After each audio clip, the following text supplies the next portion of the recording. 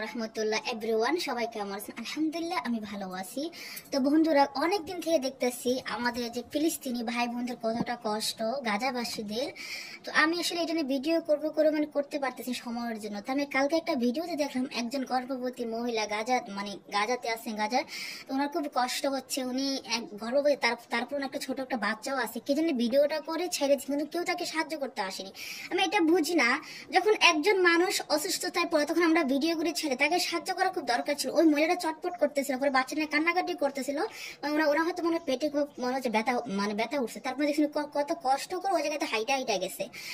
তো যারা আমাদের ফিলিস্তিনি ভাই বোন অনেক কষ্টে আছে, গাজাবাসীদের অনেক দিন থেকে ওরা কষ্টেতে আছে, আল্লাহ যাতে তাদেরকে সাহায্য করে। আমরা তো কিছু করতে পারবো না, তবে আমরা চাইলে একটা জিনিস করতে পারি, মন থেকে তাদের জন্য দোয়া করতে পারি। এইটাই সবার জন্য, সবাই যাতে এইটা চেষ্টা করবেন। আর ইসরায়েল যারা ওদের সাথে অত্যাচার করছে, আল্লাহ যাতে ওদেরকে ধ্বংস করে দেয়। তো কি আর বলবো, আসলে এইসব ভিডিও আমাদের খুব কষ্ট লাগে। আমাদের ইউটিউব চ্যানেলে দেখে আমার খারাপ লাগে। আমরা সবাই মন থেকে ওদের জন্য দোয়া করে, আল্লাহ ইনশাল্লাহ আমাদের দোয়া কবুল করবে।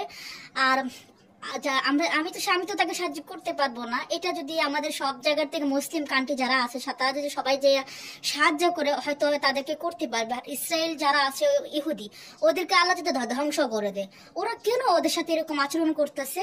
কতগুলো মানুষ মারা যাচ্ছে, কত মানুষ রমজান মাসে দেখছি কষ্ট পাচ্ছে। আল্লাহ যাতে সবাইকে হেফাজত করে।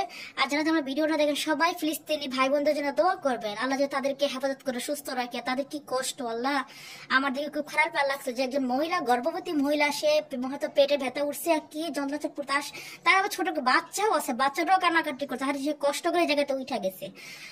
তো এসব মা বোনদের, ভাই বোনদের যাতে আল্লাহ হেফাজত করে, আর ইসরায়েলদের ওদেরকে আল্লাহ যাতে ধ্বংস করে দেয়, অসভ্যগুলারে।